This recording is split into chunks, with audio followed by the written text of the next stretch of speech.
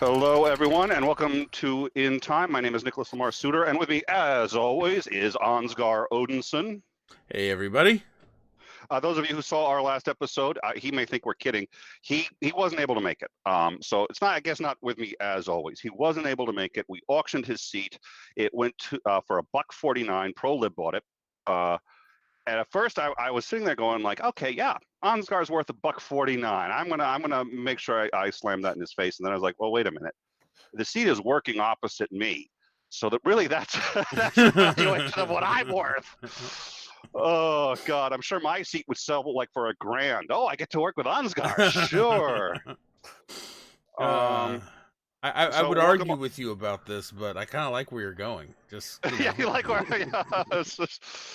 So thank you all for joining us, and we I think this is going to be an interesting topic for discussion today. We are monetized. If you want to hit us up with a super chat, let us know. We should have our producer and community director Kitty will be in the room, and sorry, on the so they'll be chatting with people, and we have with us today David Worley. David, how are you? I'm actually pretty good given events. Yeah, Yeah, you've been okay. So, I guess that's the first question I wanted to ask you. Now, you had said in one of your interviews that it's not so much about atheism or theism for you; it's about critical thinking. And so, I wanted to know, for somebody who isn't, you're not necessarily advocating for atheism or anti-theism or anything like that, but for someone in that position, why are you engaged in a war on atheism and anti-theism? Why are you destroying international conventions on atheism and anti-theism? I'd like your answer on that, please. Anytime, whenever you're ready. Come on. I got this What's message. your answer, sir? It's like this voice in my head that was just like, you need to do this. And so I did it.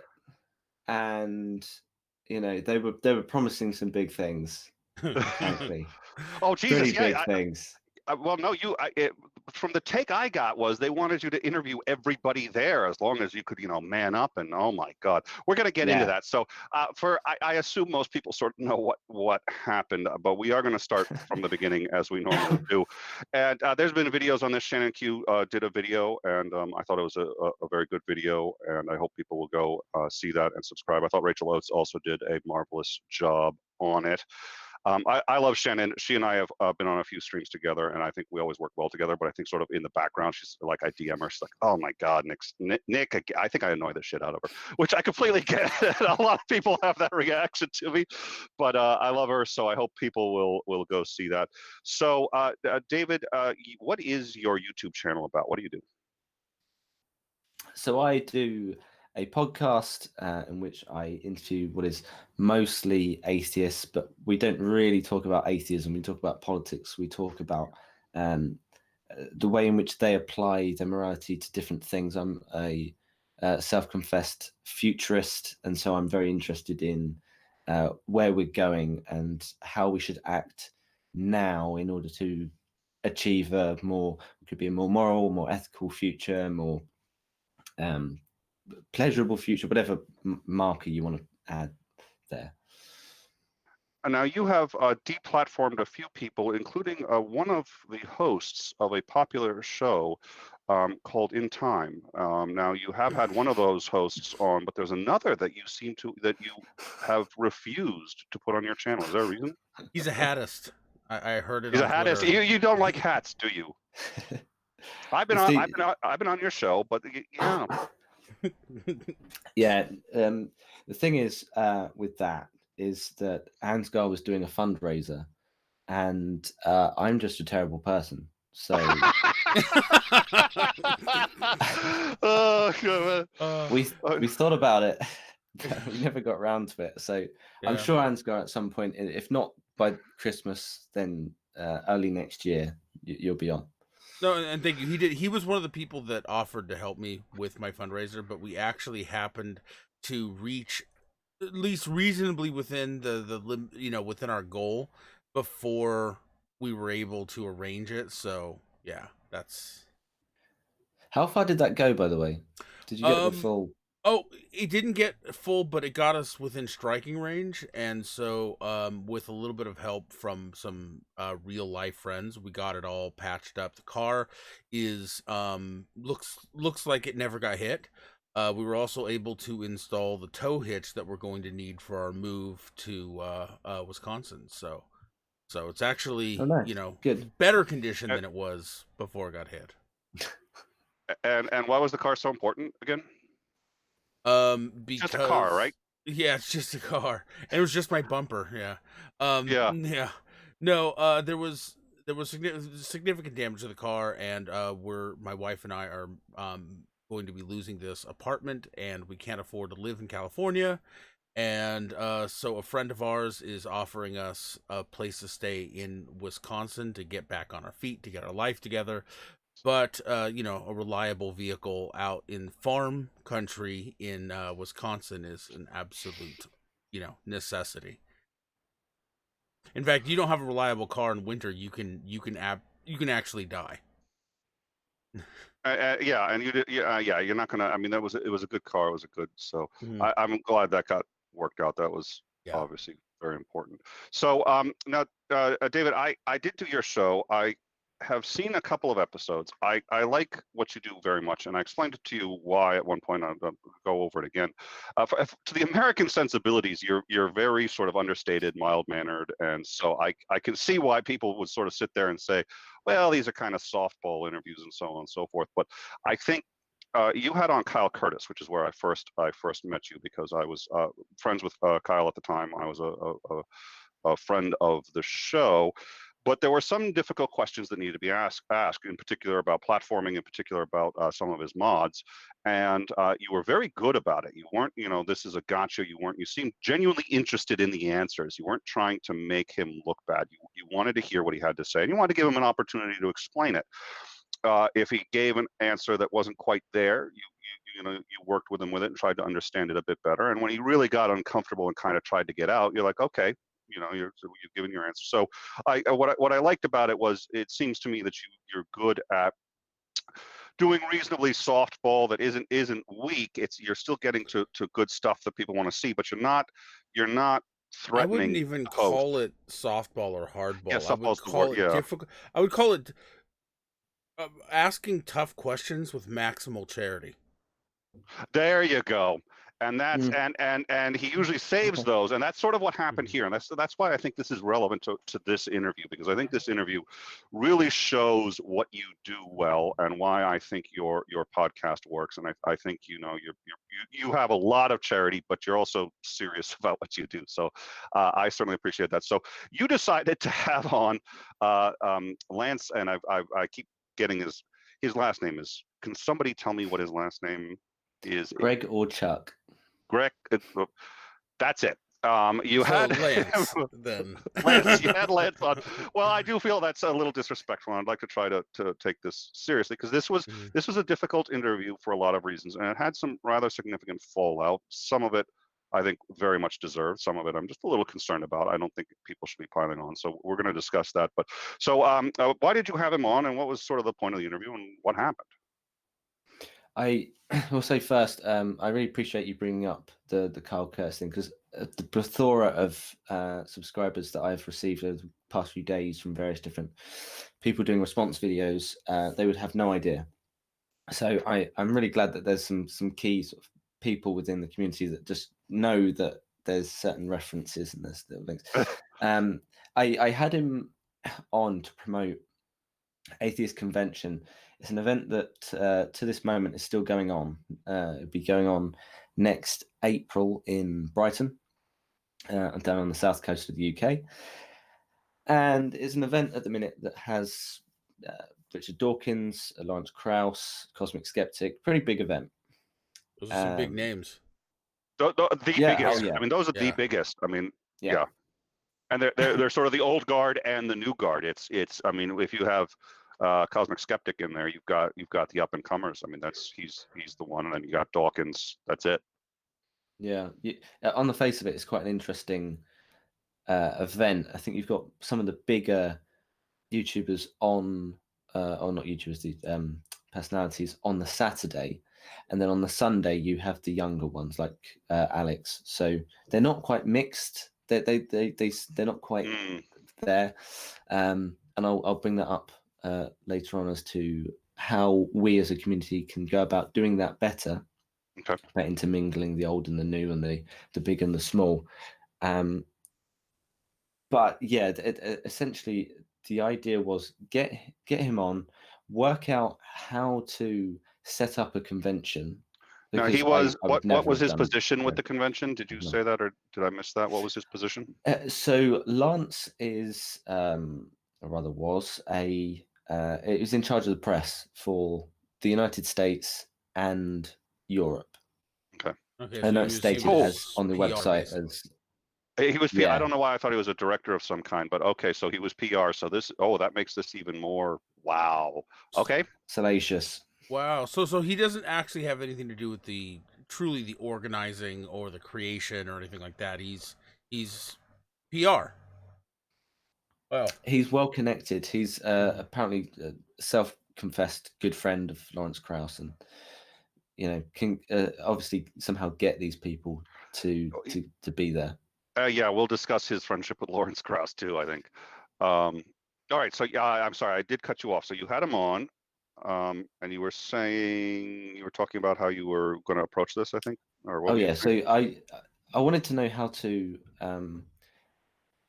get such a convention set up. What's involved, how to get guests, like what's the difficult parts of it, and that sort of thing. And the conversation didn't really go in that direction. There was, as Nick would know, but Ansgar wouldn't. I've always got far too many notes written down so that I can jump into what some would consider softball question, whether I go into the hard thing or whether I go into. So whenever someone's talking, I am sometimes looking down at the live chat to notice what they're talking about and then link what they're saying to something there. So if I see something in the live chat and somebody says something on abortion, and then I can say, oh, such and such has just asked this question on this, and I can link it together and sort of try and link my notes to the live chat to what they're saying. And it just so happened that, you know, what happened has happened. And there's various people that are saying, oh, it must have been a question in the live chat. Oh, it must have been, you know, was he actually going to ask this question? And it's like, yeah, because that was there. The word Kraus was on my phone. So anyway, well, yeah, we'll Well, and that's the probably other thing get that, into that I more like. detail. I think the difference between sort of, and we've had this discussion because we're doing a show and it's still reasonably new, but I think one of the things is, to be able to do a good interview is great. You do a good interview, but to be able to be prepared for it to go in different directions. And people don't usually see that preparation, but you could be prepared for 6 different directions. It only goes in one of them. Yeah. And people are like, oh, okay, it went in that. And they go, yeah, but I was prepared for 6. And it takes a lot of work. But that's the difference between a B+ or an A- show and an A+. And so that is one of the what you're going to see in the clip that we're about to play here.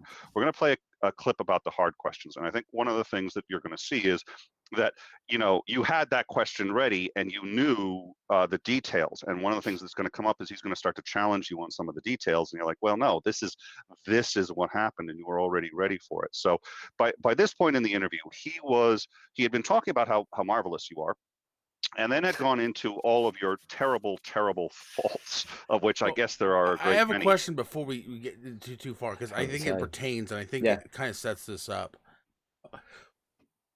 Did you get the sense, because from the beginning, I watched the whole thing, and from the very beginning, I got the sense that he was on something, like drunk or high or something, because he kept trying to talk in circles.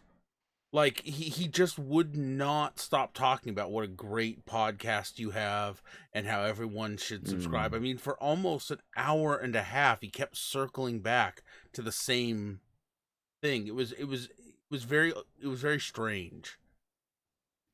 He did seem to be under the influence of something, yes. I didn't at the time get the impression that he was too far gone, because I don't have that anticipation of somebody turning up drunk, like beyond a certain line. Right. I've been in streams where things have got merry with Neil the 604 Atheist on his after parties or something like that, and it's fun. And they're and great. Nobody's turned up like off their face, ready to puke. And he wasn't at that level, and so I didn't pick up on it. And I didn't pick up on a lot of different things. But he did say, and I will say, before we went live, we have, as I'm going to keep saying this, as Nick knows, we always have that preamble where we actually we banter and we go back and forth and we talk about how was your day and things like that. And I was, had a bit of a rough one, but I'm feeling good now. Kind of, or just whatever that small talk is, to get into the flow of actually physically talking in front of a webcam and things like that, and just preparing yourself for what's coming.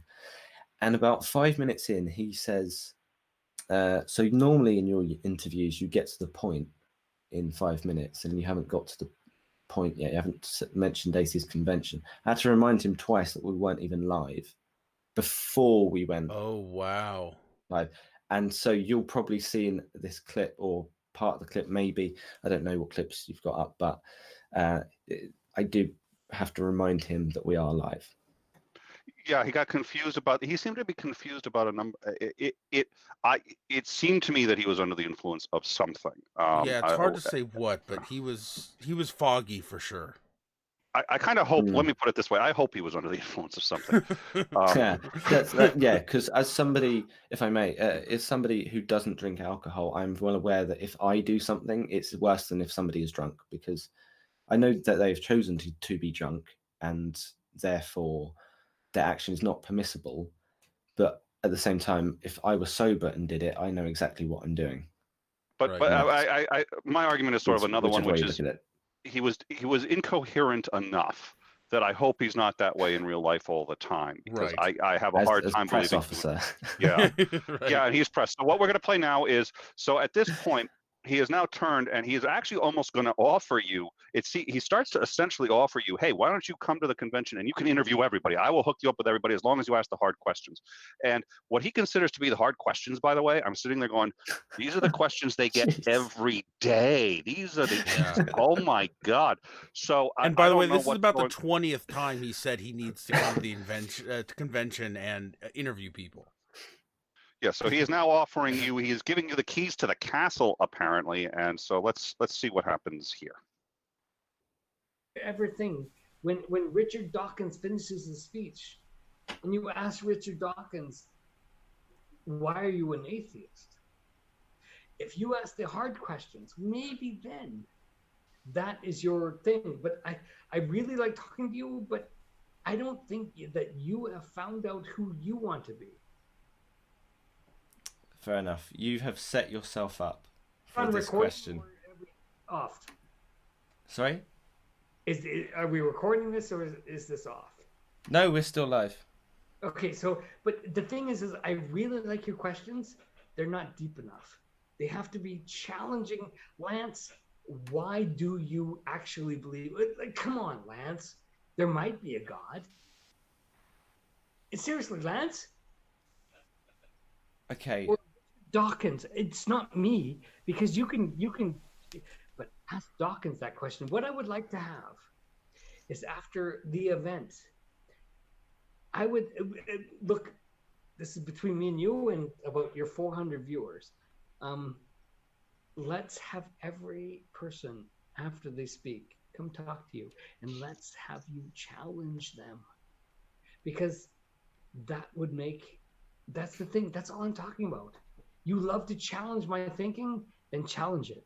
But let's not challenge just me, because you'll win me. But let's get Dawkins, Krause, raw. What do you think? I certainly have questions for them. I do have one pressing question for you. Way more prepared than you were with me, because you were not prepared with me. I still have one question for you. Go ahead. Is it right to platform Lawrence Krauss given his sexual assault allegations? Absolutely. Absolutely. Please do not look at you. Look at you. Look at you. Let's look at me and look at you. You have never, come on. You two, we're guys. And now we're going to talk about this on the guy level. We're not going to talk about this Krauss level. We're going to talk about this guy level. You never got wrong signals? You never got wrong signals from a girl that you thought she likes me, she didn't like you, and you touched her? I'm speaking specifically more like the... I'm not talking about anybody else. I'm talking about you personally. Come on, dude. I did it. You did it. Look, come on. We're not the best looking guys in the world. I wouldn't be able to specifically point out a moment where I thought they were leading me on. No. Yeah. Didn't know. Did you know? Come on. When you were 15, 16, 17, did you get the signals? I didn't get them. I have no fucking idea what girls want. In terms of the signals, no. Typically, Did you want to kiss? there aren't those specific signals, no. Okay, so yeah, that's.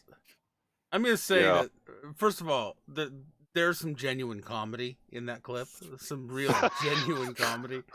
But honestly, even the way he's talking throughout this whole thing sounds like I remember my friend Dominic telling me about this spiritual experience he had while he was really high. You know, he had smoked like, an entire bowl.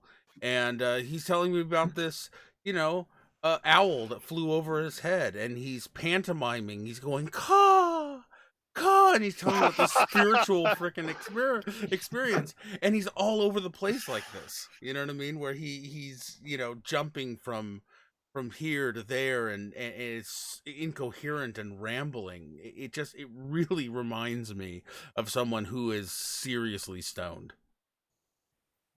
Well, he's a little more animated than I would expect for stoned. I think we could do an entire show on I'm telling you, my buddy, he stood up and was literally flapping his arms and cawing to try and tell me what it was like to have this owl flying over his head. So, Oh, well, it's bizarre. Now, so we actually can't hear that clip because we're switching systems and we can't hear. So I think David doesn't know which clip we put. I think he could sort of see it and get an idea of it. This is where he was telling you, listen, you should be asking difficult questions. Now, just some of the light stuff to observe, and we had hit on this earlier. So he wants, as a difficult question, he thinks you should point out to Richard Dawkins that there might be a God. Right. Yeah. and wants you to ask him, why are you an atheist? That's the difficult question. And I like how he says, now don't ask me difficult questions because you'll win me. But ask these other people the difficult questions and be more prepared with them because you were not prepared for me, bro. Yeah, so you clearly weren't prepared with him. And I think you may have pushed back on that just a touch, but okay. It was interesting to see him challenging you in that way on your own show. That takes some cojones, but okay. And I thought you handled it very well because I might have lost my temper in that, and you clearly did not. You're just like, okay, dude, you want to go there? We'll go there. So I think so he did that. I think the point where it headed south was where you asked him the platforming question. And we've discussed platforming before. We've discussed it on this show. That was the non sequitur bit where they discussed platforming a Nazi. And what happened on that show, which was really interesting, was they had on a pro-slavery neo-Nazi and a Black Lives Matter activist. And the show was actually going fine. Not just a Black Lives Matter activist, but a pro-segregation. Well, that was the part I was leaving out for a second, because the show was going fine when they were arguing. The show headed south when they suddenly agreed and became friends because they agreed on segregation. They agreed on. Oh, wait a minute! You hate black people and don't want to live next to them. I hate white people and don't want to live next to them. Oh, this is great. And then they turned and ganged up on the hosts who were not prepared for that. And so all of a sudden the hosts were, and you could see this thing where like one of the hosts would say, well, here's why multiculturalism works. And they go, oh my God, he's using this argument. This was debunked by this person. Do you want to handle it or so? No, you take it, bro. We'll go get him. So here's the Black Lives Matter, the neo-Nazis just ganging up on the hosts. And I do want to point out though that when Worley asked this question, it did not come off to me as even an antagonistic question. Like, Worley, you had said earlier in that interview that you would like to have Krause on your show. So clearly you have arguments for why you think it would be okay to have Krause on your show and ask him questions. So this wasn't like an adversarial, like it wasn't an attack, but it was just a tough question. You were trying to get from him what his opinion on this was, and he went off the rails. Well, and if he's PR, he should have anticipated. I mean, that's the most obvious question you're going to get. Right. So what were you thinking at this point? What happened in your view from here, David? From the question onwards? Yeah. Well, so when you were asking the question, I assume, in my mind, I would have had a little bit of like, okay, dude, you brought this on yourself. What you even said is just like, okay. So what were you thinking right before you asked the question? You then asked the question, and what happens? all I really was thinking about was just saying the sentence as like a whole, proper, succinct sentence. I even cocked that up because I said prac form or something.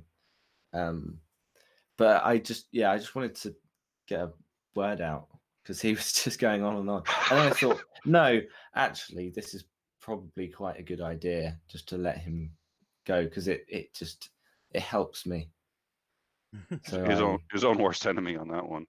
Yeah, I put down in the comments a little moment that I realized. I looked down at my phone and saw, like, okay, so I now need to look for a hard question. Where is it? Bam, it's there. Okay, this is your, whatever the phrase is, a sword to fall on or whatever. Yeah, well, or his hill to die on is sort of, yeah. Hill to die on. Yeah, he did set that up. And then responded in the worst possible way. Yo, bro. I'm just talking as a bro. We both have done it, bro. Oh. So what were you thinking when he gives that response? When he gives that response, what are you thinking? Well, given that I'm also reasonably speaking doing this from memory because we didn't see the clip, so I asked the question, having gone through an hour of not really realizing what it is. I now know that it's referred to as negging, where you end up praising someone a lot and then hitting them down and then saying, I'm the only one who can help you. Yeah. Kind of thing.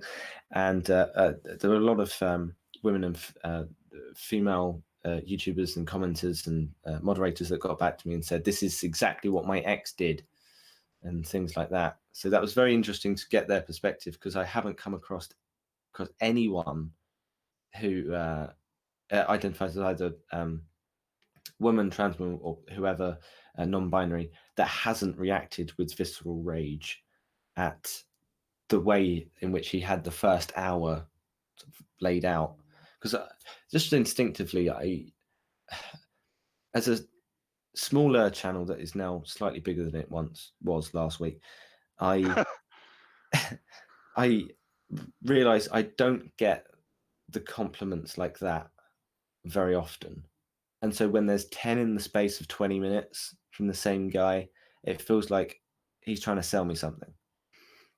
Now, that doesn't necessarily mean bad intent. It may well just be that it could be that he's drunk. It could be that it's just the way he is and his personality kind of thing. Could be a little bit of all of the above. Yeah, it's rare. It's people never do anything for one thing. We do like to we like to try to say it's one thing, but it's usually a hodgepodge. But I think yeah, you've got some good points there. But when it got to that point about you weren't prepared, I'm like, okay, this is kind of odd because when I'm actually doing a podcast, even as much as right now, it's more like a conversation I'm having in my head. Like I'm vaguely trying to sort of link up the words with what's moving on the screen, but ultimately I'm not focusing on the exterior there. I'm focusing on the interior. I'm focusing on what I'm going to say next. I'm focusing on what they're saying, and I'm trying to reply, and I'm trying to focus on, as I said, the comments and whatever, just trying to make things link together. So when he says it, I'm like, well, where do I go next? I'm not thinking, how dare you? I'm not thinking that like remotely. I'm not even offended by it now. Like it's just words. And when he ends up asking so specifically, what's the word? It's so determined to get a hard question. So I go in that direction for him. And so when he then asks with such a reaction like that, I know he's on bad ground, and I could now step back and say, oh, this was this fallacy. This was like he's trying to do a tu quoque and trying to enforce on me like, oh, you do it too, therefore it's okay, and things like that. But in the moment, I'm sort of a bit frozen and heart rate's going a bit. And so you don't necessarily have your cognitive functions working. So from my perspective, when people are saying, "Oh, you dealt with it really well," I'm actually like, "Well, I thought I dealt with it really badly." Like I barely got a word out, and that's not necessarily because I can't, because obviously I can talk at length, but it was just in the moment. I didn't know exactly what to say or how to respond. And so given that people have been so kind in the comments on Mr. Atheist's response video, on Shannon's response video, on Rachel's response video, on my clip video, which is what you're showing, with the hundreds of comments and responses, not just views on Lance, but views on how I've handled it, or, you know, the way I look. Which has been very kind. Well, so we've got the clip video. The clip video is nice because it's a nice little précis of the entire thing, and we've shown some pieces from that. We're also going to show some pieces from the entire interview.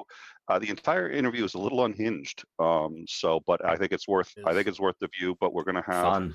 Yeah, we're going to have both. You know what? Is it worth a drinking game? I was going to say, actually, that's exactly what it is. This is not a. Actually, yes. The video. If you took a drink every single time he told you how great your podcast is, you'd be you're going to be in the hospital halfway through. Well, you're gonna be in the hospital. You ain't gonna make it. That's one of those. I love Deadwood. Deadwood is one of my favorite shows. I got a thing of Deadwood right there. That's a poster of Deadwood. I love that. But show. So the drinking game about, you know, you take you can't do a shot every time Al Swearingen swears. You have to like do just a sip of beer, because if you do a shot, you'll be dead. It's alcohol poisoning. Take a drink every time someone calls someone else a cocksucker, and oh yeah, Jesus, it's you're just done. If it's a woo episode, you're gone. It's over. Yeah. Game over, man. So all right. So now his what did you think of? Now it seems like a lot of people have been processing his replies, or his answers, which include a couple of interesting ones. There's the 2 quoque, there's the "Gee, you do it too." There's the, "Well, it's 8 at 18. Did you know?" I mean, I have a lot of objections. He also later said, "Well, gee, I know Krause." I have some thoughts on each of those. Was it something you thought about then? If not, is it something you've reflected on, or have you let the community deal with it? What's the because you've now become the center of this, and some of the fallout, and there's more clips, but some of the fallout, even just from at this point, it gets worse in my view. But and we'll get there. But there was fallout. People have dropped out of the convention, and he's been let go. So how have you processed A, what he said, and B, what the fallout has been? Can I point out? Usually I'm not for people getting fired for what they say on, you know, social media or YouTube or something like that. But in this case, you're usually way against. Yeah, but in this case, the PR representative, while promoting the event, was like, bro, come on. That's a. We've all harassed a woman at some point, yeah, bro. Dude, haven't you? What's the? Oh my god. So in this case, I am radically pro him getting fired for this. Oh, sorry. And I was thinking, I'd be willing to. We talked about actually also trying to reach out to him and see if he wanted to come on the show. If we did, I would want to do it with Shannon Q or someone like that. Shannon Q is very good. Yeah. At talking with people like that, and she did that on non-sec too, where she was able to talk to some pretty heinous people. And this guy, I mean, I'm talking much worse than what we're talking about here, and she was able to. So it's one of the things we're looking into. But so the original question about your reaction to this and your reaction to what's happened since. Well, my reaction at first was just go straight into Discord, because I wasn't entirely sure.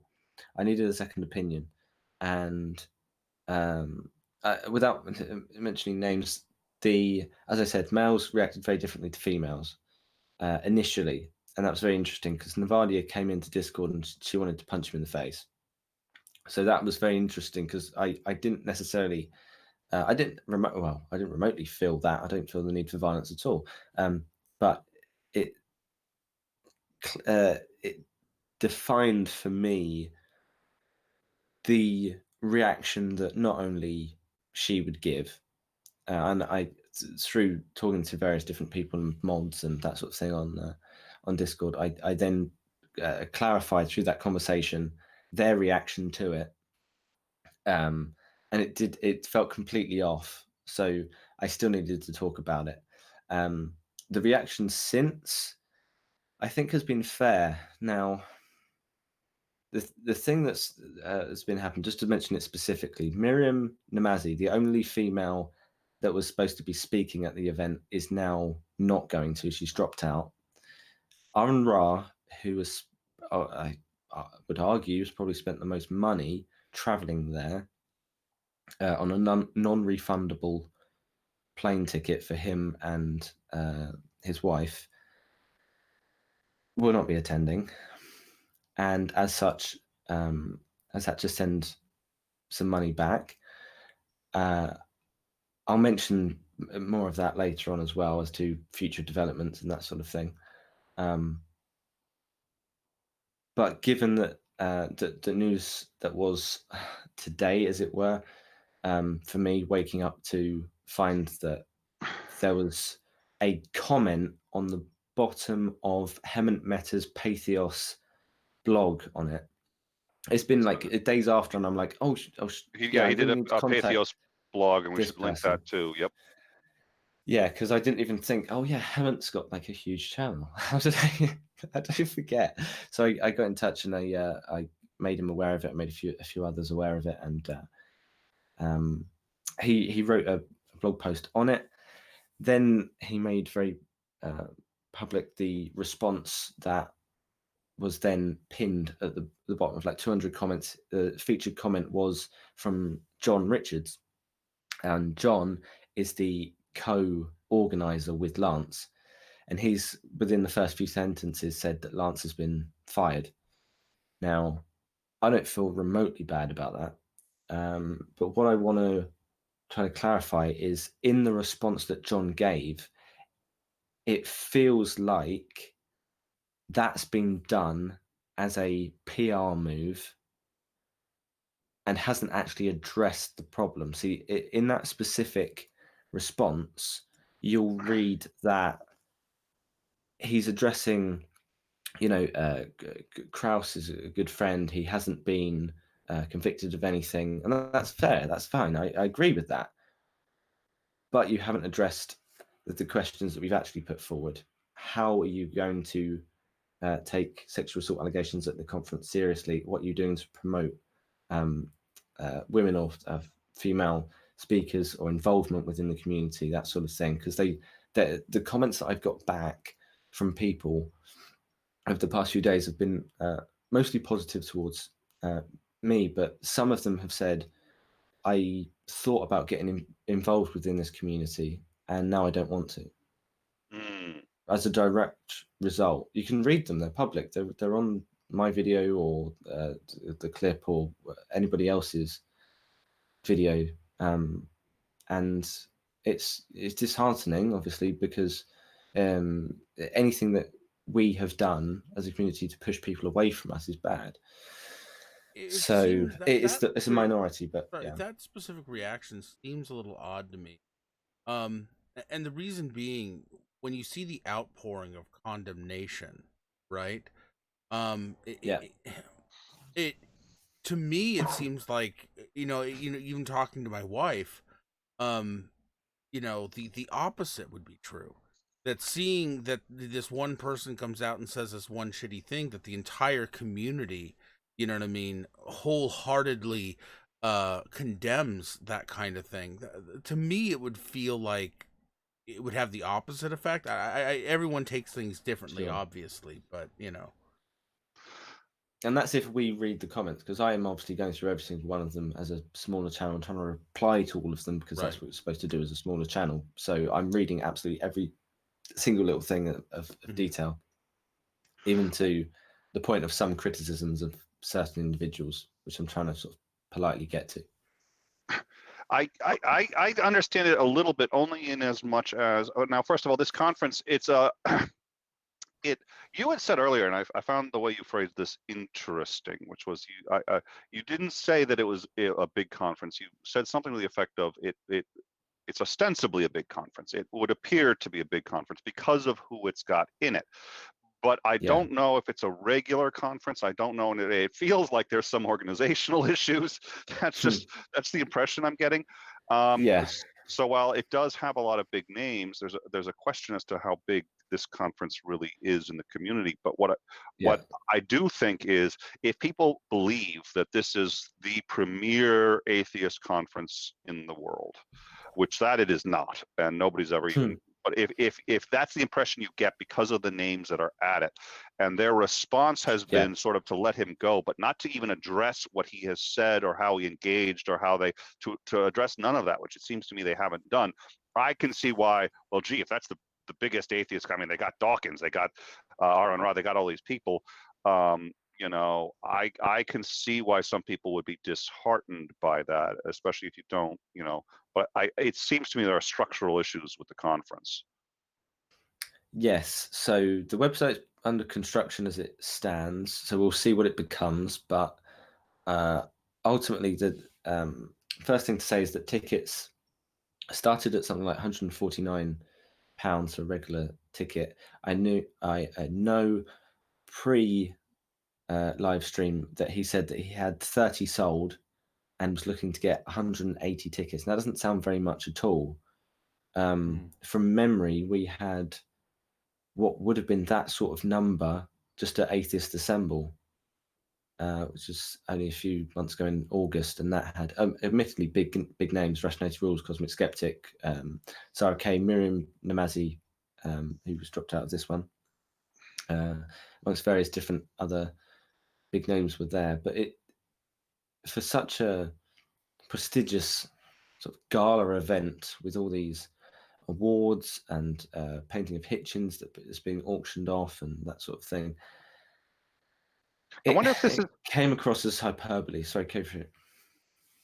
No, well, no, there was I got contacted. There was I guess I was nominated by a committee for a public atheist of the year, like new public voice of I was, and I think it may have been for this convention. I don't remember. I should look in my DMs. I got nominated, and there was a thing. I think from memory, 6th award. I don't know why I remember that.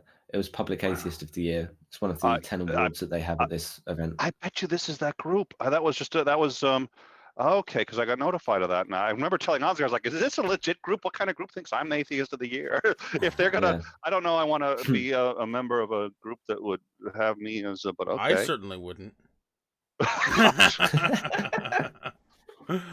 It's so good to have you back. Yeah.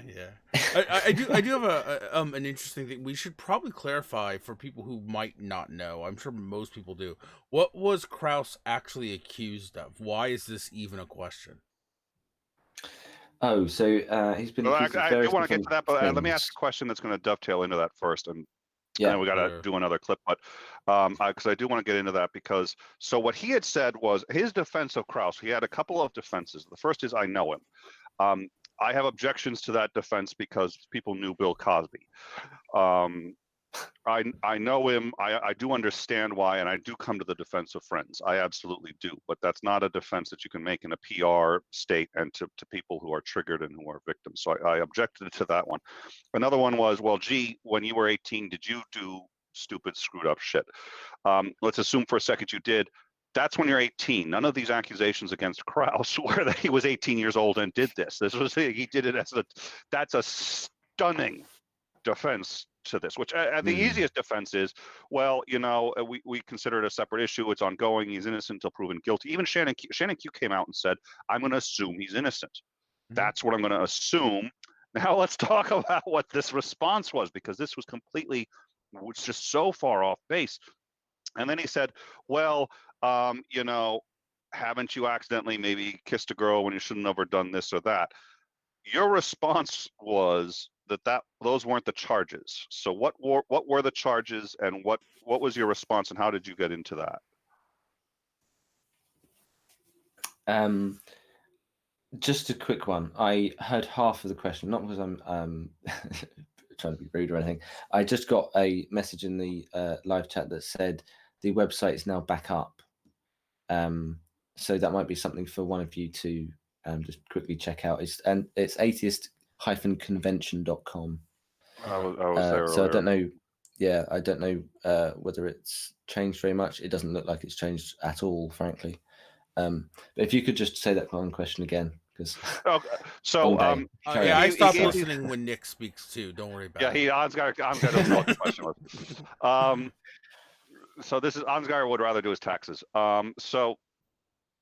Basically, he gives all these defenses which doesn't actually deal with the problem, including the Sure. one that's like, Okay. when you're 18 years old, you do these things. Well, Kraus wasn't 18.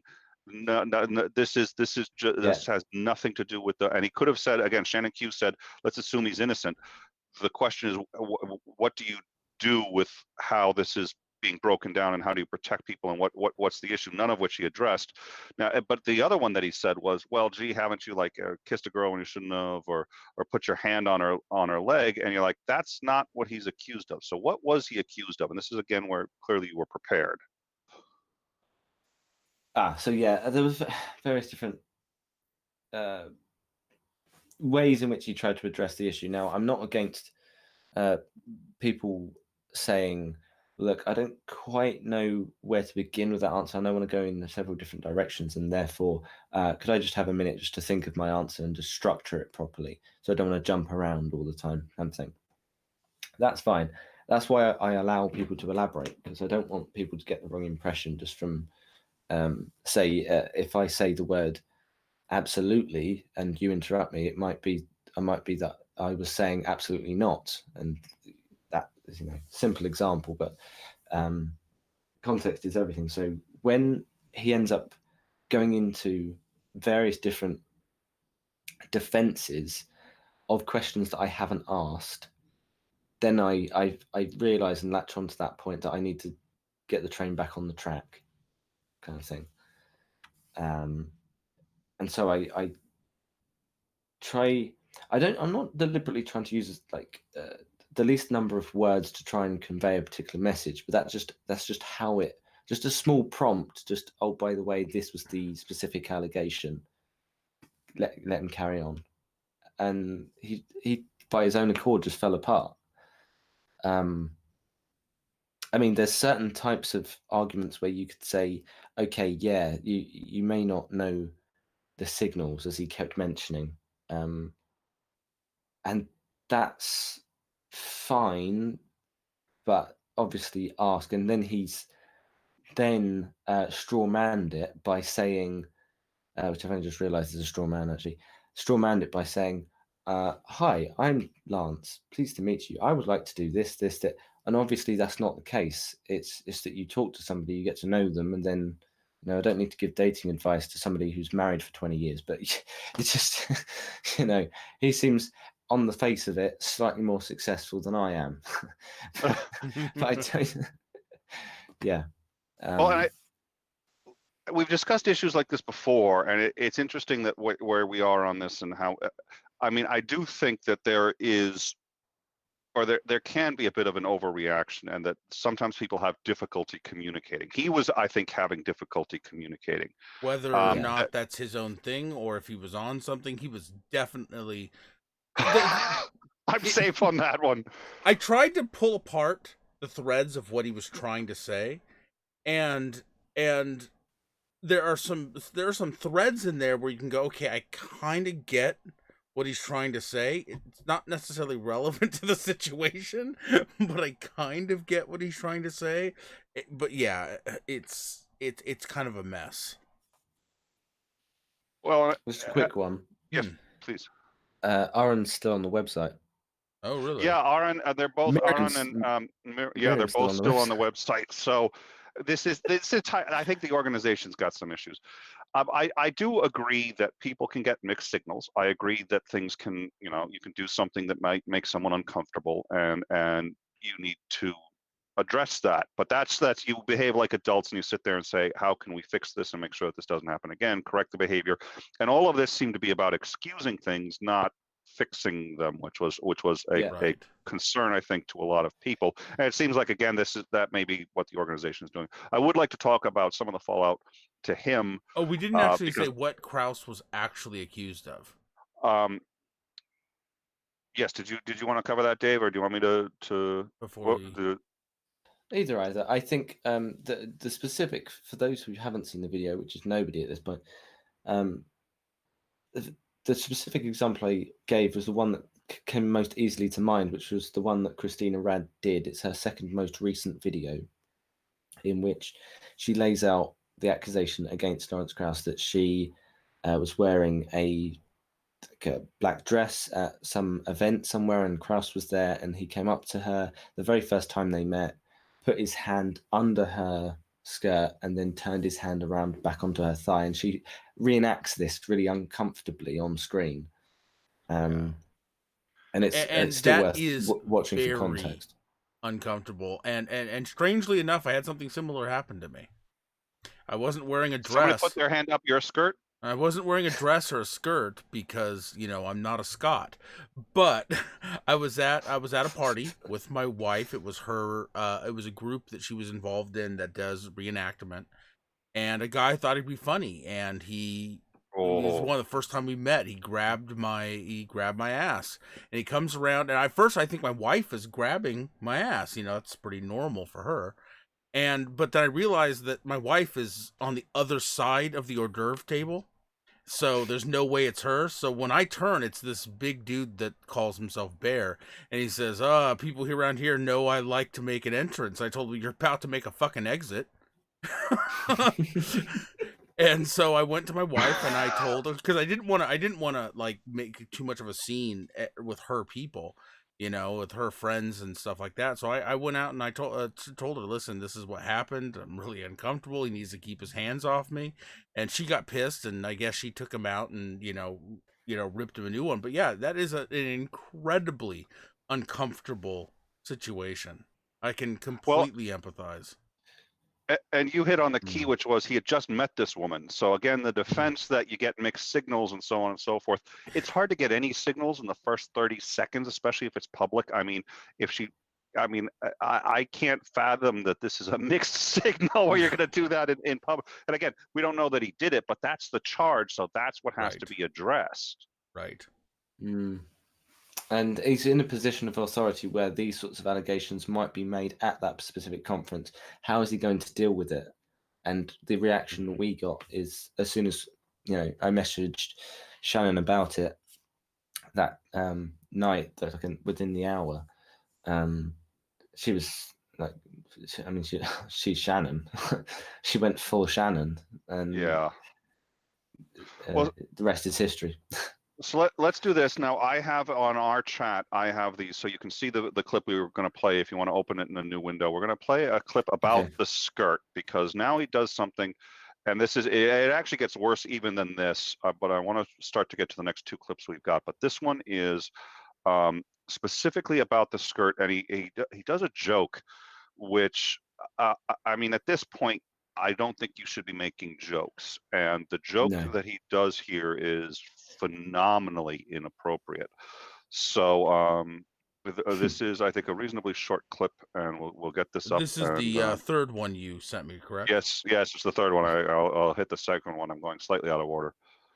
No problem. No problem. Perfect. So let's play this one. All right. We have went a little bit too far, and Krauss, I know personally. And if he put his hand on someone's shoulder, or this guy is the specific claim was putting his hand under her skirt. I don't know how many times I have put my hand under your skirt, but you didn't bitch once. I've never met you. Okay, that's seriously. We're still going. No. That's the clip. That's shocking. That's utterly shocking. I don't think you should be joking about that, but also to be, Ansgar and I give each other shit and we joke. But I would joke about something like that, but specifically not in this situation. And especially the way he said it. Like, essentially, you shouldn't bitch about it if I put my hand up under your skirt. Like, why you got to be a little bitch about it? Just let me put my hand up your skirt. It's. So was anything going through your mind at this point? Yeah, that he's lost. Okay, yeah. Like, he's gone at this point. So I know I'm trying to extract what information I can, because I always, when you're in a conversation and you allow somebody else to elaborate, you're always wondering which moment you are going to jump into. So sometimes you speak to people and they say something and you might want to jump into that, and then they keep talking, and then the moment's passed and then you forget about it and you move on, and maybe you go back to it at a later point if you can remember, and you're playing these mental gymnastics. I don't know how. I don't think it was particularly rehearsed, but I think that was a very genuine answer.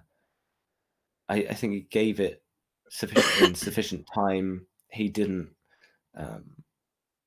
seem to hesitate in the slightest. He seems to genuinely think that was the most appropriate thing to say at the time, which is then when we go to things later on in the clip, and something I got criticized, which is cutting off like 10 seconds after that 10-minute clip, you see him saying, "Oh, I'm joking," and it's like, I don't think that's genuine. Based on that response, based on various different things that he said, he's facing, he's in the face of very serious allegations against one of his speakers, and it's not his fault, but he's taken responsibility for it, like he's the one being accused. He's taken it very, very personally, and that's very interesting. I wanted to know why, because then there's various people in the comments that says, "Oh, this guy has clearly done this, and obviously we don't know that, and we can't say that, but it comes across as very guilty." What's really strange is he seems to, instead of even saying that, "Hey, man, I know Krause and he didn't do it," he's saying, "I know Krause, and if he did it, is it really that big a deal?" Yeah. Well, and I'd like to say something about this. I have done very bad jokes live on a stream, and ones that I profoundly regretted. And when you do this kind of thing regularly, you're gonna screw up at some point pretty big publicly, and it's unfortunate, but that's just gonna happen, and that's what you do. You're doing this without a net. You're gonna fuck up. And you could sit there and say that this whole thing was a fuck up, which is possible, but that's a pretty long. I mean, there's a lot of issues with this, but it is one of those things where, you know what, he put himself out there. He did this, and most of us, when we do really terrible things, like this was, and all of us do something terrible, whether we're not proud of. Most of us don't do that live and something that's recorded. So I do think that there has to be as much charity as possible given to this guy, and realizing that this is just one interview. But there are a lot of profound issues with it, and I think I'd like to get into the community reaction. I think we'll get to that, but I think I'd like to get to the final clip, which was actually the second one, and probably in my mind actually the most disturbing of all of them. So Ansgar will cue that up, and then we'll listen to that, and then I think we're going to try to figure out. I think this one's, in my mind, this one's rather profound. Up. Say as it is, please. You know what I'm going to do? By the When way, I was you just trying to come check the whether event, he's I'm gonna written put my hand on your knee. children's book. He's written a couple of books. I was going to look into them, but yeah. Let me. What was the other one? Karen. I'll have I'll have to go back because you guys were talking over the video. Yeah, well, and sorry, because we don't have the sound on it, so we have to, and I forget, I don't have the timestamps for how long they're going to run, so I'll wait till Ansgar lets me know that we're out. But the other thing that I really liked about, and I think it was that clip, it may be this one coming up, but where he had talked about, oh yes, he had his hand under your skirt and all this other stuff, and I would have been triggered by that. I would have been like, okay, this has gone from a friendly, nice interview to a significantly hostile engagement. Welcome. I try to avoid those, but I can do them. I'm perfectly happy with a hostile engagement. You really kept it very much under control, as personal as things got, very, very rapidly. And you never seemed to get disoriented by it. I'd also get a little disoriented, like, wait a minute, this just took a left turn. What's going on? And it would take me a while to process. But one of the things that I really liked and I was impressed with was, saying all these things, and I'd have sat there and I'd probably have ripped him a new one. Your answer was just like, you've never met me. So it's like, I've got my hand under your skirt and I'm doing all this other stuff, and you never objected. You're like, you never met me, and you didn't even really seed sort of the premise of the joke and all this. You're just like, you've never met me. I'm not going to sit there and argue and I thought that was particularly well handled and very sort of exemplary of one of the things I like about how you do your interviews. Well, thank you. I just quickly wanted to point out that there were various moments, especially that moment where he is literally describing sexual assaulting me as, like, what do I say? I'm trying to I try hard to formulate. You probably can see on the clip, I'm trying hard to actually think of something witty to say, possibly to create humor to deflect the situation away from what he just said. And yeah, it just goes back on reflection and reflection again and hindsight and that sort of thing. It's just so completely inappropriate for the organizer of this event, the guy that's in charge of the press. I really can't say that enough. Yeah, this is the PR guy. That's your job. I don't know if I can swear, but that's your... I mean, literally, your job is to go out and quell concerns of the public and make the event as attractive and inviting as possible and get as many people interested as possible. And you've kind of done the opposite. Well, yeah, it does get rather creepy, and I think, oh yes, you had asked him in a couple of cases. It was just interesting that, again, when we were talking about this at the beginning, and he had said you need to ask the hard questions, like maybe there is a God. So there's that, and then also he seems to be unprepared for the most obvious. So that's a question that's so obvious. It's so like anybody who asked that right at this point who asked that is a joke. Anybody who asked that of Dawkins is a joke. He's answered that so many times publicly. It's not even, he can do it in his sleep. But then to not be prepared for the Krauss question, which is going to come up. If it doesn't come up, if you don't bring it up, somebody else will. I mean, there's no way that's not going to be mentioned. And he's just sort of winging it. I still think he was seriously inebriated in some way. He had to be compromised. I can't. Like I said, I hope he was, because I really hope that there's a higher level of competence in this in general, because listen, it's unfortunate. Nobody would like. All of this is terribly unfortunate, and so we have to deal with it, and we have to talk about it, and we have to talk about it as adults and figure out how we're going to address this as a community and give everyone a chance to speak, which is, again, why I'm glad you reached out, and why I'm really glad you came on this show. Let's do this last clip, which is, I think, the most disturbing of all of them. Dave, if you want to watch it, it's actually the middle clip, and then we can watch so that we can hear it, because we don't have audio coming in on it. So let's listen to this. How many seconds on it? Or what are we going to on this? You said on this one that it goes to 10:40. All right, great. So go to 10:40. That'll be the mark. I know what's coming. My hand on your knee. Say as it is, please. You know what I'm going to do? When you come to the event, I'm going to put my hand on your knee. I'm going to rub it up your leg. And you can say what you want. It's just going to be your knee. Okay, it's just going to be. I'm just saying it was a different time. It's not correct. But I mean, Joe Biden used to put people's arm on other people's hand. It's okay. Yeah, that's disturbing.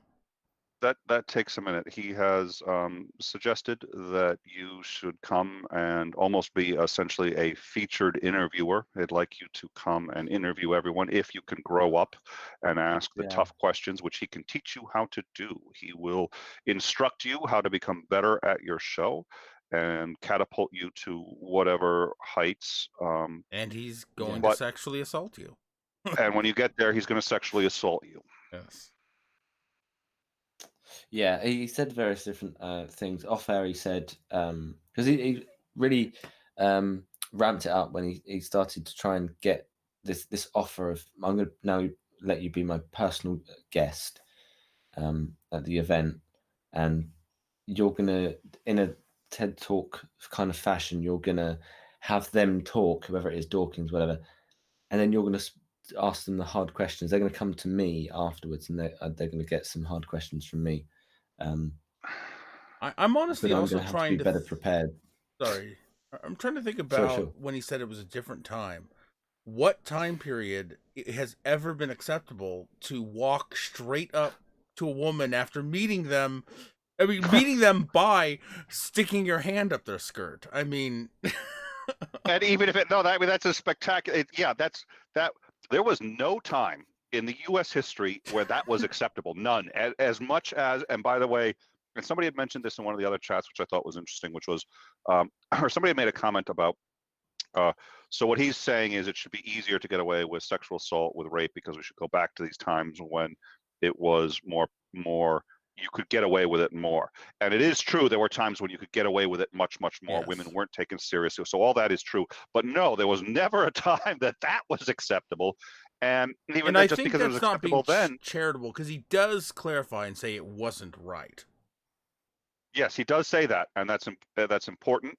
Yeah. He says that, but again, what he's done here is he's conflated issues, because just because it was acceptable back then, that's not when. If Krauss was accused of doing something in the 80s, that back in the 80s was considered acceptable, even if it should never have been, even if it was dead wrong.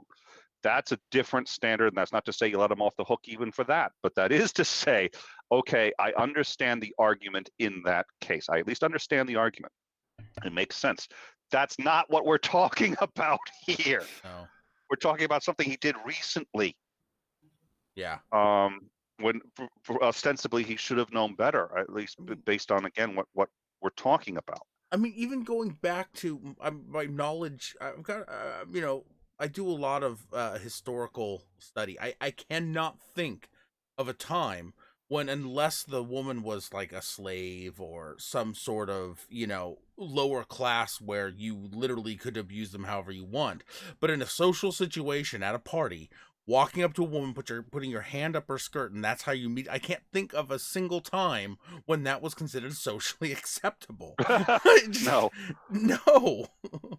I don't even think that our Neanderthal ancestors thought that was acceptable. Frank, I tend to agree with you. I mean, I just literally, you want to go back that far? It was even the most basic social. Oh boy. Yeah. So, what were you thinking at this point? Now, I assume at this point you said, "Oh wow, free tickets, I'm going to go." No. At this point, to be honest, when it gets to this level of desperation, it really does stink of desperation. I really view it as being far too. I hope I'm pronouncing this right. Somebody's going to correct me in the live chat. Psychophantic, where they're just having such adoration for me, but I'm not that 200k channel. Yeah. Why would they have that for me? And so then I'm wondering throughout the interview, what is their intentions, that sort of thing. And so then when they mark out, we're going to be my personal guest, you're going to end up doing this, but I need in return, you need to be, better. You need to be honest. Like, no, you're really trying very hard to sell me something. And then as you ramp up the offer, it now becomes more obvious that it becomes desperate. And much like Rachel Oates in her response video, where she compares it to negging and one of her exes and things like that, where it becomes okay, well that offer wasn't good enough. I'm just gonna make you an offer that's so big you can't refuse it, and it just misses the point entirely.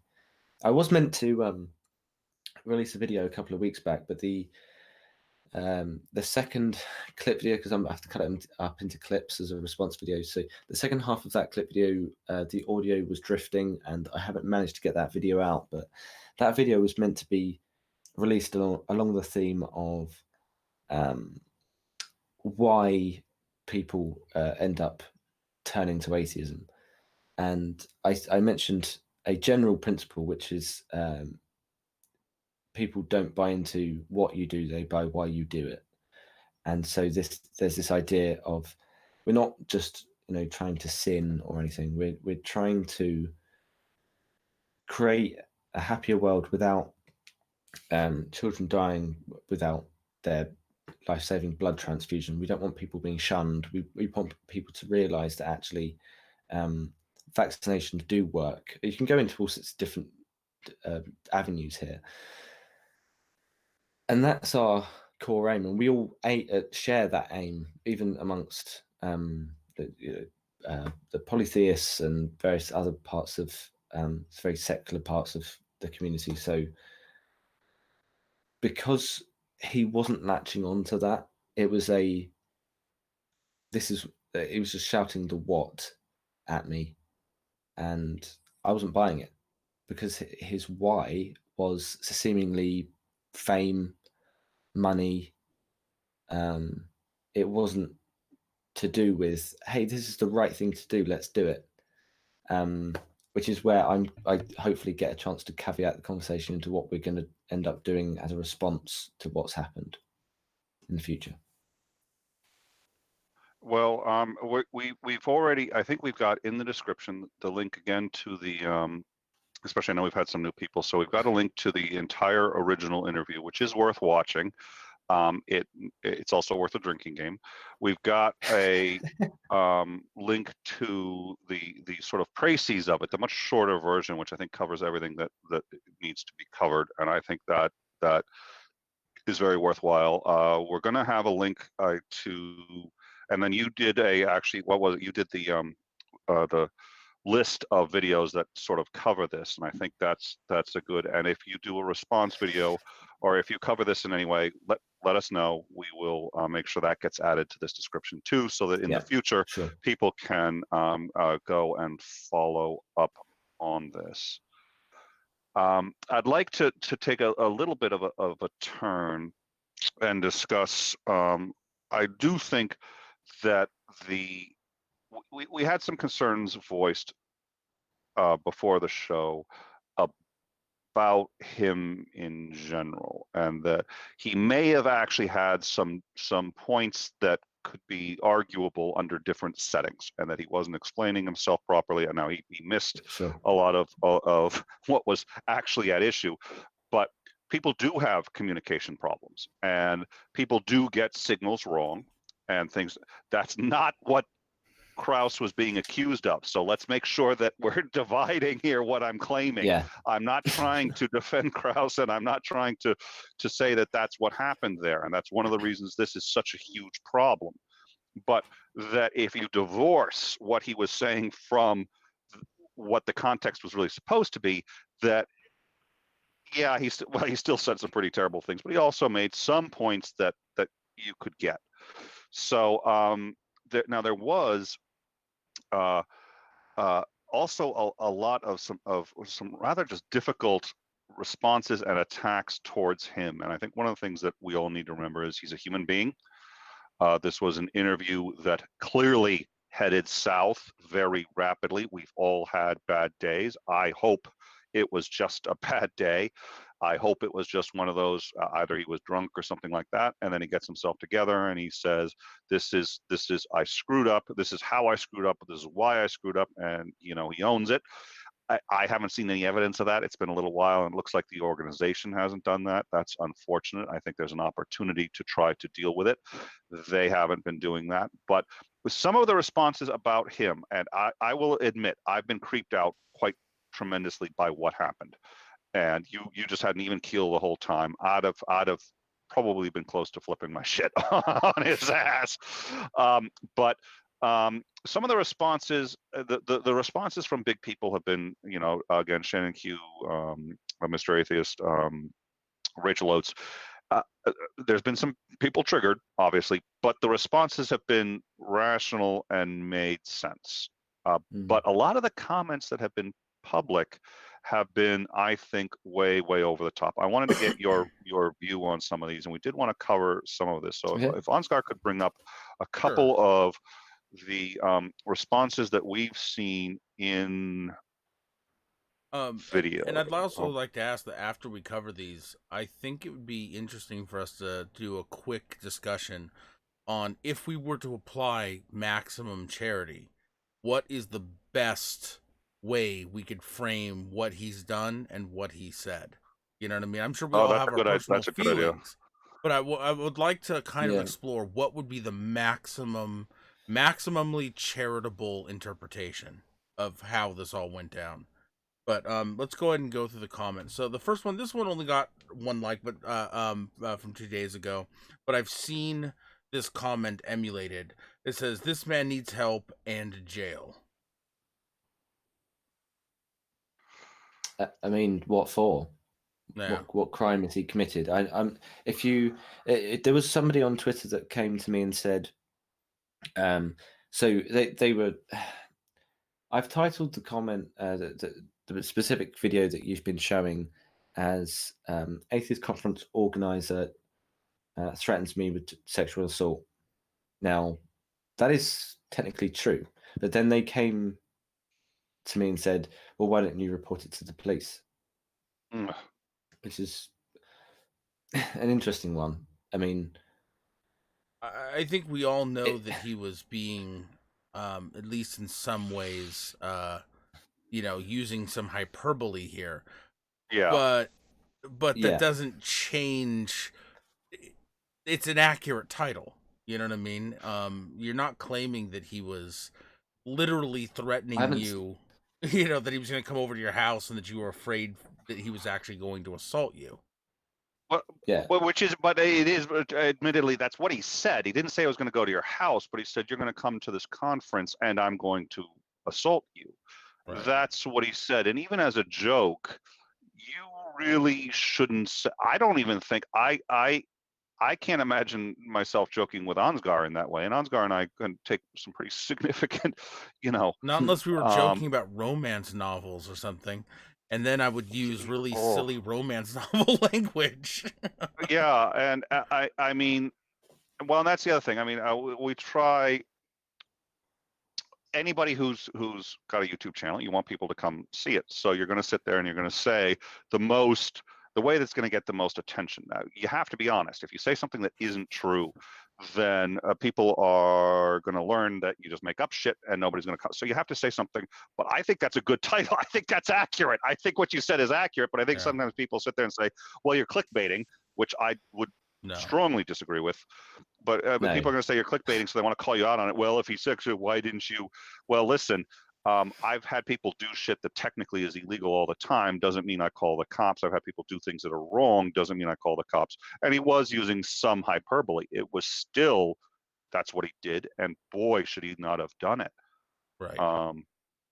But yeah, okay. So, all right. So here's the next one. Now, this one actually got quite a few likes and got a heart by the video's author. 200? No, is that 200? Okay, I can't read 353 likes. It says, it was a different time, i.e. it used to be easier to get away with sexual assault, which I don't think that he was saying, especially since, he wasn't trying to justify it in that. Well, he sort of was and sort of wasn't. He said it was a different time, but it wasn't right.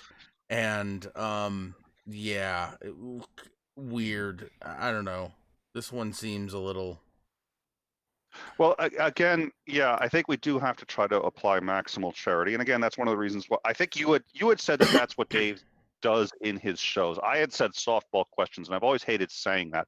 That's how I framed it to him but I hate saying that because that does sound like that implies weakness. It implies he's not doing a good. So I like the way you put it, which is maximal charity to his guests. And I think he clearly was confused, and he really didn't do a very good job. All right, so what else do we have? This one, this one really got to me. It says, "This guy is frightening. His entire demeanor screams predator to me." This is again got a heart and 280 likes, and no, I don't know. This feels like a sort of it's very much an insinuation that he is a predator of some kind. Now to me, I don't know. To me, that's very that's taking it a bit far. Basically, insinuating that he's a predader. Whose like is that, by the way? Sorry, whose like is that? I can't tell. You'd have to ask. I have to ask our producer Dave. 1 second. Let me. Our producer got these from multiple different videos, so we've got them from all of the videos, and yours is going to be included. So you'll see some of these if you go into them. Dave, by the way, yeah. I mean, there needs to be further conversation on that point, because I can see how I could interpret that sentence as true, in the sense that if somebody is a predator, that means they have multiple victims or whatever it may be. Now, we don't have any evidence whatsoever for that. If you want to claim that he's being creepy, where he says, I've had this wife for 20 years, I've got it, kind of attitude, like a typical what's been called a locker room response. Yeah. It's it kind of prompts questioning, and further questioning is necessary on the clarification of that point. Yes. What does he specifically mean by that? Does he mean I baited her, tricked her into marrying me? Does it mean that I am free from the burden of having to try and awkwardly date people because I don't know how to do that? Does it, you can go in very different directions with it, and so predatory, maybe that person knows or has dated somebody who's come out as a predator, and they are looking at those actions compared to the way that they came across and the way that they made them feel, and that there's a match. And I don't know. But further like clarification from both Lance and that specific message is necessary. I'd like to say too that when Nick and I first met on Twitter, that was almost word for word what someone had said about me over a Twitter disagreement. They said, I've met guys like this, and the way he talks, he's right, obviously an abuser. It's very clear he's an abuser. Yeah, I had forgotten they had said that. I forgot about that, but you're right, and I remember that was there were some profound charges levied against you for. Just to quickly, somebody had dropped an article, and it was a good read. I enjoyed the article, and they said this article's great and all this other stuff. And Ansgar said, "Okay, this article's great, but here are a couple points that people haven't thought of." And they jumped on you and said, "Oh my God, just what he was saying, and then eventually I was like, you realize every point he made was actually in the article. If you go read the article, but it didn't. He's just by making his points. It was profound. And that's one reason why I get a little YouTube, social media. It's all a bit of a live wire. Actually, I think it does not. I think for a lot of people, it doesn't come across as.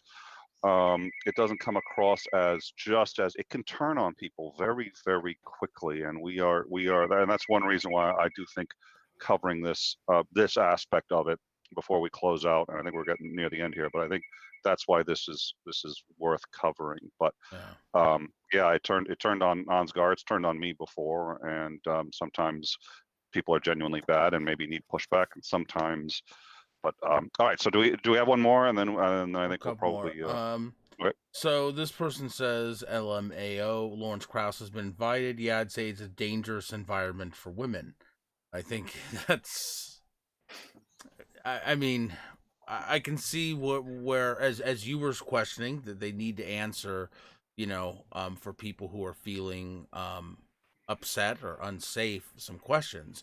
But to insist that Lawrence Krauss's mere presence makes something unsafe for people seems a bit far fetched. The only thing I'm I going to say think. about Oh, yes, please. No, you first, please. no, I was only going to say, basically, we've already said he's not specifically guilty of anything, but the claims against him are very strong, and we haven't got a response yet. So if I were to say, if I were to platform Lawrence, I would need an answer to that first. Like, have you seen these specific claims? Have you seen these allegations against you? And I'm in a very unique position in that I'm interviewing, so I can do that while live as well. And so it could make sense for me to not get that answer in advance, and I can just go live and say, look, here's a genuine, authentic response from this particular guest who's been accused of this. Yeah. What do you think in the live chat? Go to my Discord and then chat about his genuine reaction. Did it seem authentic? Did it, that's the direction I was going in. Sorry. Well, no, I think Rachel had said something which I thought was interesting, though. I do think she put it in a larger context, which is, look, it's not just about Lawrence Krauss anymore. It's about the fact, it's how they've handled it since then. It's the fact that this is their spokesman, and he's just sort of like, well, Lawrence Krauss, everybody's like Lawrence Krauss, and everybody's like everything that he's been accused of, and all that's perfectly fine. And it doesn't even, I mean, it was just, there's a difference between saying either he's not guilty or saying that, well, gee, even if he's guilty, let's assume he's guilty. This is why it's okay, and why everyone is going to act that way, including me, including you. When those are two very different things. So I can understand that last one a bit more. All right. Well, yes. If the charge were if the specific allegation was that he was chatting up, with some woman, and he misread the situation, and did something that she was uncomfortable with, and she said, "Hey, what are you doing?" He went, "Oh, I'm so sorry." Then I could understand him saying, "Hey, listen, everyone misreads the situation sometimes," you know what I mean? But that's not even relevant to what the accusation is, Very strange. But as I was saying, I think that's kind of what's happening. And I think that I don't like necessarily seeing the comments saying that because of this one interview we can tell that he's an abuser, we can tell that he's a a predator of some kind. That I don't much enjoy seeing that. But I was creeped. I don't like almost anything that he said. There's a few threads and lines that he almost says something interesting and then immediately destroys it by going way off the rails. So if we were going to apply maximum charity, Nick, what and David, I'd like to get both of yours. What would be your take if you were going to apply maximum charity? Absolute maximum is that that was a catastrophe interview, and that he needs to examine what went wrong there, why, and he needs to address it, and he needs to address it publicly. That I personally found it offensive and creepy on many, many levels. I would not want to have been the person interviewing him. And I think that the blowback that he's gotten from it, and that the organization has gotten from it, has for the most part been deserved, and they need to fix this, and they have not done it. But I would end it at that.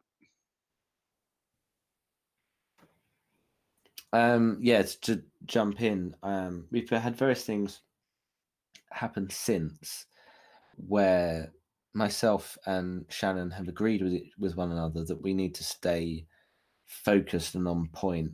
We're challenging the behavior, we're challenging the deflection into a red herring argument, which is trying to just ignore the actual question that was asked, and it's trying to be framed at the minute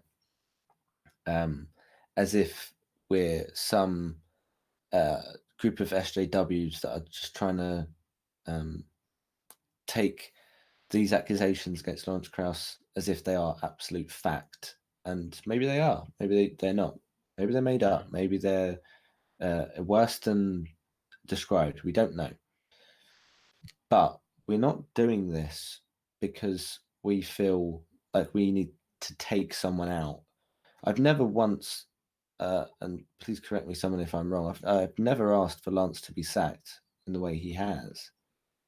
All I asked for speakers is to reconsider their position, attending an event which may not be safe for their audience, and it is ultimately their audience that is going to be there because they're there to see a cosmic skeptic, a Aaron Ra, or whatever. And so we're trying to get an alternative event set up to try and recoup some losses. And I mean, give me a weekend, but it's going to be a lot of work on top of a full-time job and various different things. So ultimately, we're trying to, so I just to conclude, we're trying to bring out awareness now, as Mr. Atheist said on a private call just before he did his when he was doing fact checking for his video just before he released it. He said to me he was told when he started YouTube that there wasn't really a female engagement within the community. There wasn't an audience there, and now he's getting something like 80% female viewership for a 250,000 really sub channel. So it's like, there's this huge part of the community which isn't being addressed at all. So if we were to do such an event, an alternative event, I've said various different things about having at least, or not just as a blank quota, but I want to see far more, I won't put a number on it, but far more female speakers, far more female guests, making them feel more comfortable in an environment like this, so we can put a good face on it to recoup some of the losses that have been made from this fallout.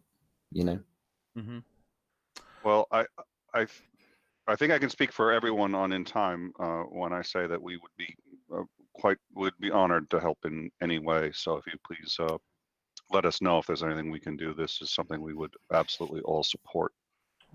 I'd like to add list of.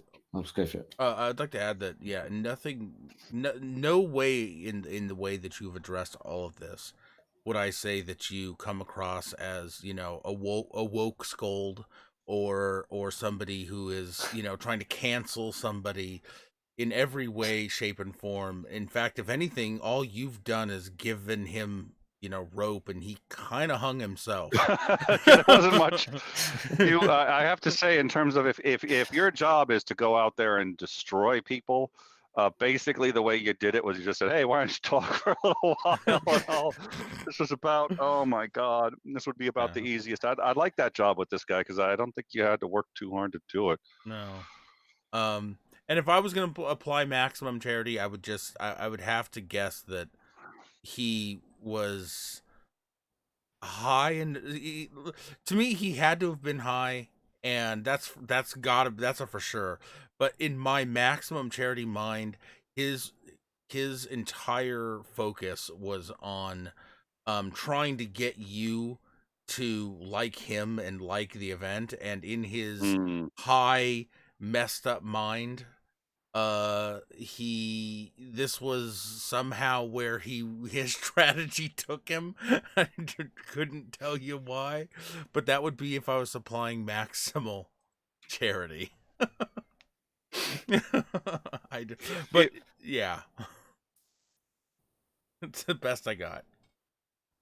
Well, it was certainly a a disturbing incident. I think it's good that everybody has been sort of, I think this is a bit of a all hands on deck and everyone deal with it, because I think it does reflect how we deal with it, reflects on the atheist community. I think how the most principal people involved have I think you've done a spectacular job. I think the people at the convention have had profound difficulties in dealing, and just firing him isn't, I wouldn't even mind keeping him as long as they actually had a real answer to what's been going on. And I don't think they even understand the problem. I think they're just, well, you know, no, they okay. had to fire him. When your job is PR and you blunder that badly, I'm just. I mean, as Kitty said, that would be like, you know, being a feminist spokesperson and you spend the entire time talking about MRA shit, you know. I agree. I agree in reality, but I mean, in sort of in the theoretical, the firing doesn't do anything. What does something is addressing the problem. I'd be okay. Oh, if yeah. you could either fire him or hit No, this the head on. firing him I'd rather isn't for the community. The firing him is simply because, you know, you were hired to sell Nissan and you spent the entire time trying to sell somebody a Toyota. That's You spent the entire time telling the customer how trash your product is. That's why I had thought, I think he was like a co-organizer as well. I had seen him down as a co-organizer. I had no idea that he was like the head of PR too. And I'm just like, really? Bad. Really? Something like this comes along, a story like this comes along once every couple of years. He's the head of PR. And okay, okie dokie.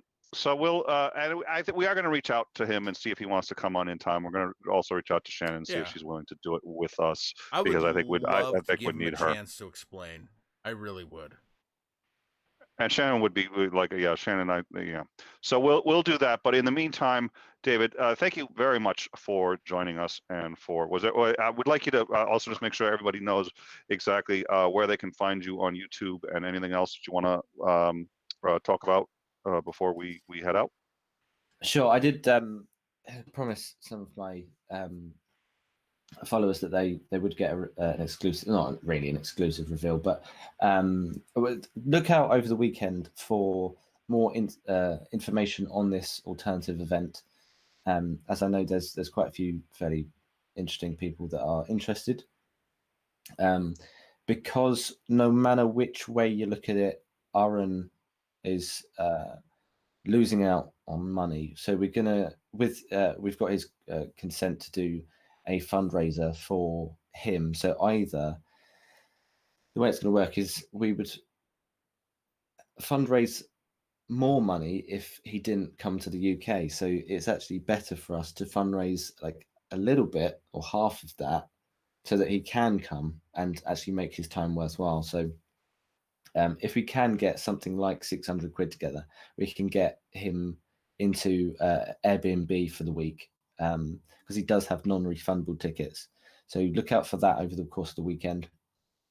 I've still got a ton of different stuff on this board to actually do, and it's just going to be so busy. But ultimately, the three things that I've definitely got booked in are 3 podcasts. Now I'm on 97 at the minute, so 98 should be, as far as this is when they're released, not necessarily when they're made.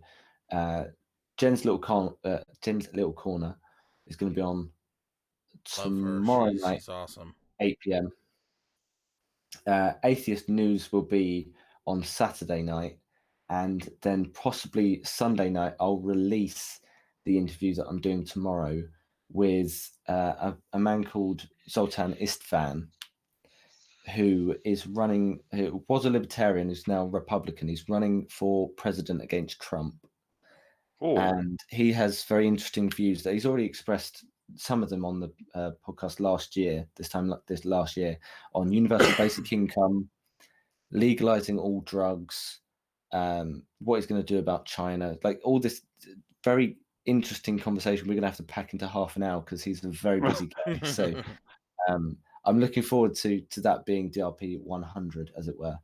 And then eventually there are various different names that have got back to me, like Suris for a conversation on pronouns, rationality rules, wants to talk about Brexit. He was a Leaver, I'm a Remainer.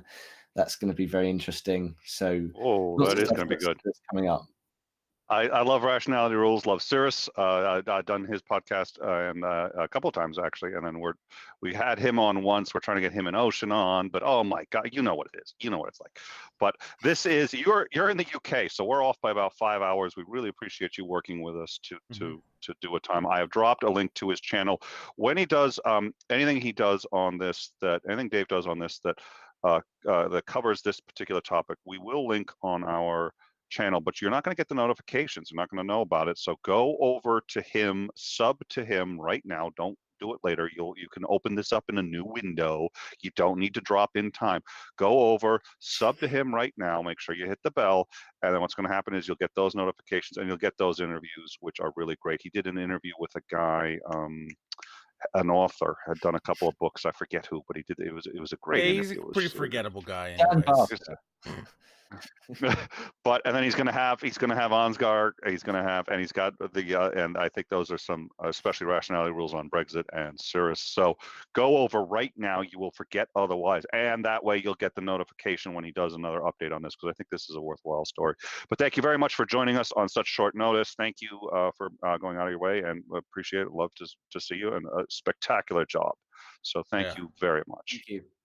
Thank you. And I promise if we ever meet, I will absolutely never sexually assault you. It's odd that you actually have to make that promise ahead of time now. I think that's going to be the next, oh God, everyone's going to have to do that. Oh, like, you plan on sexually assaulting me? No. Final thing, I completely forgot. When we were off air, he said the exact words were, I'm not stupid enough to get anything in writing or put anything in writing. Wait, what?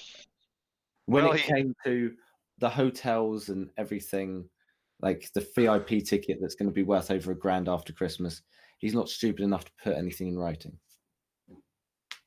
Well, admittedly, he didn't. Nothing he said was in writing. No, I actually have an email from him confirming the day after saying the room's reserved. Not that I'm going, but... Oh my God. Well, we will definitely have to hit up this story again sometime. Oh my, wow. Yeah, this is. Oh Jesus. I can show you. I can tweet you the email anyway. Yeah, so send it to us. I think we'll and every now and then we do follow-ups, and some of the start of the show we do a follow-up. We may bring that up on the next one. So let us know. But thank you very much again. Thank you.